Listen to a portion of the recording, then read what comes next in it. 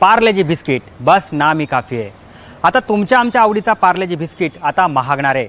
पार्लेजी बिस्किटच्या किमतीमध्ये नेमकं किती टक्के वाढ होणार आहे समजून घेऊया या व्हिडिओमधून। नमस्कार, मी सलमान शेख आणि आपण पाहताय एबीपी माझा। भारतीय बाजारात अनेक बिस्किटांच्या कंपन्या आल्या, पण पार्लेजीचा रेकॉर्ड कोणी मोडू शकला नाही।